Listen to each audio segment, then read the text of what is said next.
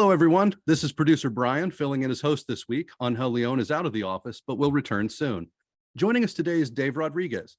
He's the CEO and founder of Destiny Works, LLC. He's also an author, speaker, consultant, and personal coach. For more than 40 years, Dave served as a pastor in churches on the East Coast and in the Midwest. He launched Destiny Works in 2020 to help people and organizations discover their unique callings and enhance their personal well-being. Dave attended the University of Pittsburgh and Moody Theological Seminary in Chicago. He also received an honorary doctorate from Taylor University.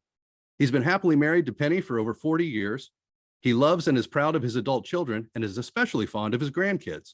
When not coaching, writing, or speaking, you'll likely find Dave enjoying music of all kinds or indulging in his hobby of cooking. Dave, welcome to Ask You Anything, and thanks for joining us. How are you? Thanks, Brian. I'm doing well. It's a beautiful day outside, and it's a wonderful time to have a conversation. It certainly is. Let's kick it off with get our first question going. Can a person discover their calling? And if so, how do you discover your calling? Yeah, that's the million-dollar question, right? I'll try to keep it brief, but the answer is yes. And I've devoted a good part of my life now to helping people figure it out. And it's like a big Venn diagram. Both of the circles are huge truths. And truth number one is a very awesome truth, and truth number two is an awful truth. And the awesome truth is the uniqueness of every individual. And we can talk about this more later, but I think every individual is defined by a combination of their life story, their passions, their skills, and their personality. That's the awesome truth. And where that intersects the awful truth, which is the brokenness of the world, that's where a person's going to find their destiny. Because I believe their destiny and a human destiny is all about contribution. It's about a person's calling is, what is my contribution to humanity or to the world? Because like I said, the world is broken, isolation, pain, injustice, hatred, anomie, which is a word that describes a person having no roots, decay of the planet. Those are some of the ways to describe the brokenness of the world. And then everyone's has this unique awesomeness, which is them, and where that intersects, that's where you can find their calling. So that's the answer is yes, but part B of your question is, well, how do you figure that out? So the process is, well, I sit down with individuals. I do this in a workshop format. I help them unpack or pay attention to the details of their life story. And then we compare that with their personality, and we compare that with their current skill set, and then we compare that with their passions. And what usually comes out of that process, 9 times out of 10, is something that a person maybe has felt an itch about it in their life, but they've really never taken the time to analyze and say, is this my best contribution to the world? And yes, we can discover it. So that's the short answer to yes, and here's how we do it. Now, what are the conditions in which people are driven to find their why? What causes somebody to be like, you know what, I'm not fulfilled, I'm not satisfied? What gets them actually out and looking for their why? Yeah, that's a great question. I'd recommend a book, The Second Mountain by David Brooks, in which he talks more about this. But I believe that everyone comes to a certain point in their life, and it could be bad or negative, like pain. Like when a person is confronted with chronic pain and it causes them to question, okay, what am I doing here? Or failure. And it may not be a huge mistake, but it might very well be like, hey, you're looking at your life going, you know what, this is not working out the way I'd hoped. So if it's not pain, if it's not failure of some kind, sometimes it's just plain transition. And that's not a bad thing. It's just a neutral thing. Like you graduate from a school, you get married, you have a child, you buy a house, you move to another town, you take a new job, you become empty nesters, retirement. All of these are like normal everyday transitions that many times when a person faces that, it throws them for a loop. And they're trying to figure out, okay, who am I now? Because something has fundamentally changed in my life. So it's either pain or failure or neutral, a transition, or sometimes people just get disillusioned with life. And you know a person's disillusioned when they say something like, is this all there is? Like, I'm just doing my thing. There's got to be more than this. So those are the conditions that many times people find themselves in. And when many of them, they come to me and say, help me figure, like, for example, I just got contacted by a woman who for 15 years had been working for an organization, happy in the organization, but the organization went through a massive restructuring and her job was eliminated. So she contacted me. She said, I've thought about just reapplying for another job in the organization, but she's the one that said, I have this itch and I wonder if this is my opportunity. So she's facing a transition. If this is my opportunity to pay attention and maybe figure out a different way I can approach my contribution to the world. When I find myself in a position like that, if I'm in a transitional phase or I've hit, one of life's many markers or goalposts or things, whether voluntarily or involuntarily, be it children being born or job transition, like you had just described, I generally look for people who have also been through something similar. Nobody's going to have the exact same experience I have, right, but many of them are going to be close enough that I can pick up helpful hints or tips and tricks, or what helped you navigate this? What helped you process it? How did you, if not even necessarily finding success through it, how did you weather whatever it was, good or bad? How did you get through it and then gather for the next? Because that's the thing about life. You get through the thing, you're not done. Something else is coming, good or bad. Exactly. And saying to a person like that, a friend of yours or a mentor, how did you find meaning in it? How did you step from one phase of your life into the next phase of your life? And we can garner all kinds of help from people who have been down that road. And to be honest with you, that's what happened with me throughout my whole life. I've had mentors who have gone through transitions and have helped me process my own transition. And now I have the opportunity. I mean, many times a person can discover what their next step of meaning is by interacting with family and friends. Sometimes they need somebody, a coach, to guide them in that. And so in essence, that's what I do, is I coach people through the process. A dear friend of mine of many years has an approach when we start to talk about something, if I'm venting, or anyone that he knows, they start to talk through a subject or something that's happened, he'll kind of early on in the conversations, he's like, hold on, I want to pause for a second. Do you want to vent here? Are you looking or do you want to talk about this?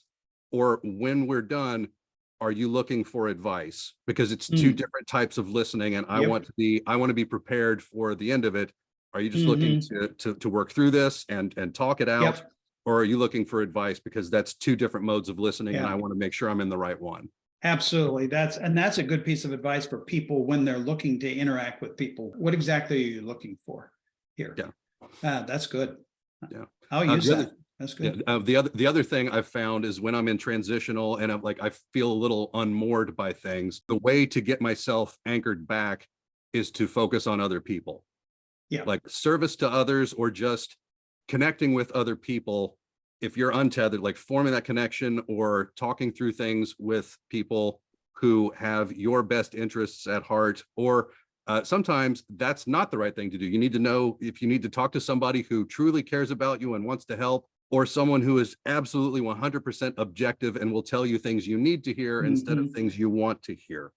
Yeah, I 100% agree with you on that, Brian. The hard thing today is something happened to us with the pandemic that I am not sure that any of us have our finger on this. What exactly became of us as a people? Because what I'm hearing through a lot of my interactions and the people I work with is that they're not sure who their tribe is. They're not sure who their people are. And so you come to this point where you actually need either someone to listen to you or give you advice, or basically someone to carry you through this transition. And too many people are not able to identify who is going to walk with me through this. The Surgeon General, I don't know if you paid attention to this, but in the last 2 weeks, the Surgeon General just said we are facing in the United States an epidemic of loneliness. Chronic loneliness. Chronic loneliness. And in Great Britain, they're way ahead of the curve on that. About 5 years ago, they actually brought onto the ministering team of the country a minister of loneliness, or minister of isolation, who that's all she focused on, was the isolation and loneliness of people. And I don't know if you heard what he said, but and I agree 100%. He said it is loneliness and isolation is more toxic to the human body than smoking. Yes. Yeah, I did. I saw that interview. I read that report. I saw that report on the news, and the effects of stress are well documented on the human Right. body and physiology. Loneliness, I think they're just starting to explore it, and it's going to be a larger and larger problem as the baby boom generation ages. Oh, yeah. The older you get, for many people, I don't want to overly generalize, but the older you get, the smaller your circle gets, just if nothing Yes. else, morbidly through attrition. Oh, hey, and you get to be my age, and that's happening fast. Yeah. I'm in my late 60s, and I'm watching it. I mean, this past year, there were a number of my friends and close friends who passed. So I'm glad you brought that up, because the process of finding meaning is a communal thing.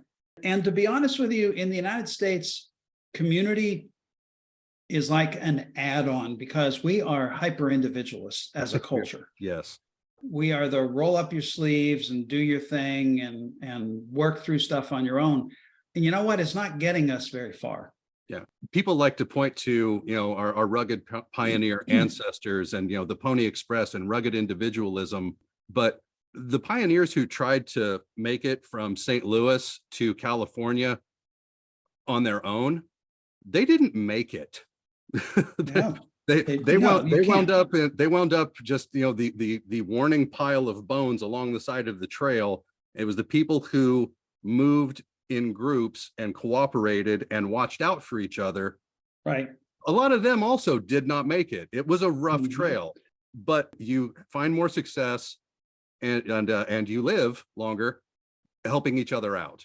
Yeah. And to your point, we will find meaning when we are connected to a community and we understand, to your earlier point, that our meaning is wrapped up in contribution, not acquisition.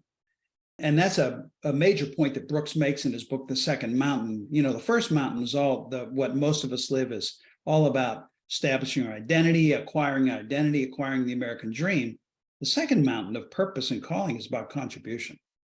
There's a huge, huge difference. And when a person's ready to move from acquisition to contribution, they're ready to discover their calling. I was reading an article about a week ago about identity. And I sat with it for a while, because when I read it, it made perfect sense, but I hadn't really considered it before. And it still is banging around in my head. It's the me that I visualize, that I actualize, the me that I consider myself to be does not exist. I'm the only person that version of me who I consider to be me exists to.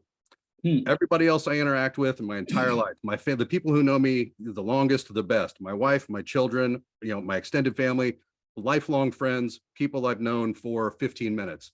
Each of them have a different version of me that exists to them. Yeah. And the truth is somewhere mixed up in between all of that. And it's like, oh yeah, nobody else knows the me that I know, because nobody else spends literally every second of every day dealing with me. Yeah, and most of us agonize over that. Yeah, well, it can be really tiring getting the 100% Brian experience. Oh, I'll take your word for it, since that's the first time I've met you, but I'll take your word for that. Yeah, I've been told I'm a little much too, so yeah. I try to dial it down as appropriate, but so when we're looking for our why and our calling, how is that related, or how can that relate to your job or career? Yeah, that's a really good question. One of three ways, and I'll tell you stories for each one of them.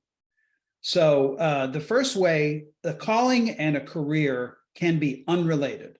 Okay, and we can equate career with job. That thing you do to make money, it can be unrelated to your calling. Your place of contribution to humanity can be unrelated to your job, and that can be okay for a lot of people. Case in point is my friend Mike. Mike runs a software company in the central Indiana, and it's very successful. It does well. That's where he makes his income. That's where he's invested his time. But that's not his calling. his calling, and Mike and I walked through this together, and what he discovered was that his calling really is in mentoring people. Mike's the kind of guy, if you have lunch with him or a cup of coffee with him, you walk away thinking, man, I can do anything, because that's what Mike mentors people and basically believes in them. And Mike does that frequently, but that's not his job. Okay. But he's comfortable with that. Now, the good news is his calling, this mentoring, it's finance because he's got income coming in with his job. The bad news is I think he'd like to do the mentoring a little bit more, but his job limits it. Mm-hmm. Okay, so that's number one. Your calling and your career can be unrelated. Second is your calling and career could be integrated. So second story is another Mike, a different Mike, a younger Mike, who is a science teacher and track coach outside of Cleveland, Ohio. One of those teachers that every kid wants, and it's because of what he's passionate about. Yes, he teaches science, and yes, he's a track coach, but what he does a lot with his life, he loves to help high school students figure stuff out and figure their life out. So he's forever sitting down with a student or engaging with a student after class or after school. Now, what he told me is, my job is to teach them science and be a track coach, but my calling is to guide these kids into the future. And he said, what I love to do is I'm able to take my calling and integrate it with my job. So they're not identical, but they are integrated, his job and his calling. The third possibility then, of course, is that somebody can have a job and a calling that are identical.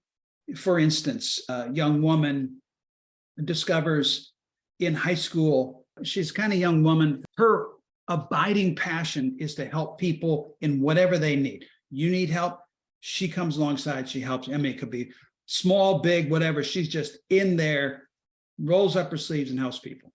In high school, she finds out that it's possible. She's never thought about going into nursing. And all of a sudden her eyes light up and she goes, wait a minute, you mean I can help people all day long?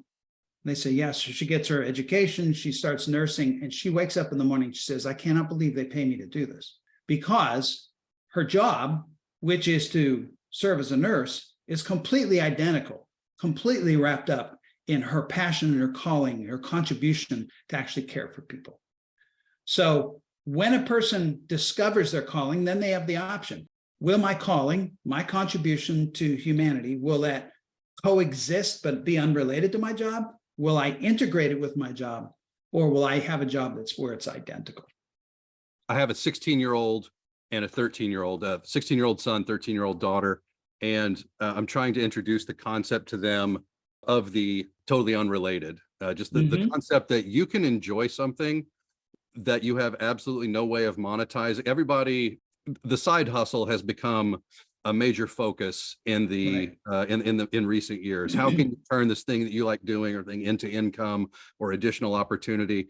And I'm trying to hone in on the fact for them that you can enjoy doing something that you are truly awful at, like art, painting, singing, golf, for my example. Like, I very much enjoy being terrible at golf. You know, I don't get to play very often because they're at the ages where they're in travel sports now. So that takes up a significant amount of time. But you don't have to be good at something to enjoy doing it. And you don't have to necessarily be able to monetize or turn something into a career for it to be what you really enjoy doing or what your calling is. Yeah, exactly. Now, I speak around the country to fraternities on this subject, which is fascinating, to sit down with fraternity chapters and have a conversation about calling. But what I've discovered is that there's hundreds and hundreds of guys, they desperately want to know this, but when I walk you through, those three ways that your calling can be related to your job, I lay that out to the guys, and then I say to them, all right, which of these is the best of these choices? And of course, they get quiet because they know it's kind of a trick question. Right. And somebody will raise their hand and say, well, isn't it being identical? Isn't that the best? And I said, well, it might be for you, but it's not for everybody. Yeah, that's a very individualized answer. It is. It may, and if that's what you're about, then you need to make sure that your time in college is going to lead to a career that very much is wrapped up in your calling so you can make it as identical as possible. But don't put a gun to your head on that. You don't need to have that pressure, and continue moving forward and figure out what is my greatest contribution, and then say, what am I going to do with it? I've been on the board of trustees of my college fraternity. I've been in the alumni relations council. I've been involved since graduating for a number of years. So I talk to our undergraduate members. Like, I went to Ball State University. We just had our 50th anniversary of the founding of the fraternity on campus this last fall. So I was at the house with a large group of alumni, and we're talking to the younger guys. And the point I tried to instill, to impart to them, was that life is a very large connect the dots project, but you cannot connect the dots forward. You can only look back to see what connected to what. So your time in college, high school, college, your first 10 years of your career, 30 and under, your main task should be, in my opinion, and it's not true for everybody, but it worked for me in hindsight, is generating just as many freaking dots as you possibly can, right, to open up opportunities for things to connect later. Yep, absolutely. And the way I help a person do that, I help them capture all those on a big graph. I call a calling quilt. So they can look at all those, it's all these little snippets of their life story. Then we go back and re-examine every one of those snippets and figure out where's the dots connecting here. And honestly, Brian, most people don't take the time to do that. They just don't. And even a college student, what I've discovered working with them is when they pay attention to their life story, all of a sudden they have these ahas. Well, I had this person who influenced me, or this circumstance hit me, and it had a profound influence on who I'm becoming. When we stop and pay attention to that kind of thing, then all kinds of possibilities emerge. Yeah. David Byrne, Talking Heads song. You may wake up in a beautiful house with a beautiful wife. You may look around and say to yourself, how did I get here? Yep. Had an interesting interaction with a guy. I was at Virginia Tech about a month ago speaking to a chapter, and a young man raises, I said, when you look at your life story, he said, and he's a mechanical engineer. A lot of Virginia Tech guys are engineering majors. Okay, so I said, when you look at your life story, do you see something from your life story that actually connects with what you're doing here in your education and what you want to do in the future? And he said, absolutely. I grew up in a very strong, loving family. I have memories of my home being this safe place. Now, I should stop and say, not every young man can say this about their family, but he was able to say this. And he said, I want to become an architect to design homes for families to grow in. And I thought, this is brilliant. What he's done is he's already at his young age connecting all the dots of his life. And if you can imagine him designing homes where these wonderful families can grow. It's a beautiful, beautiful calling. And with that, that brings us to the end of our questions and our conversation. I'd like to thank Dave Rodriguez for joining us this week. Dave, thank you so much for joining us on Ask You Anything. Good to be here. Thanks, Brian. Thank you for listening in to this week's edition of Ask You Anything, presented by Mosier Consulting. We hope you enjoyed listening to Dave Rodriguez talking to us about finding your personal calling and purpose. Join us next time when we continue to dive deeper with our resident experts and what they're currently working on. Send us your ideas or topics via our social media feeds. And in the meantime, please remember to give us a rating or subscribe to our feed wherever you get your podcasts. Until then, good luck finding your purpose. So long, everybody.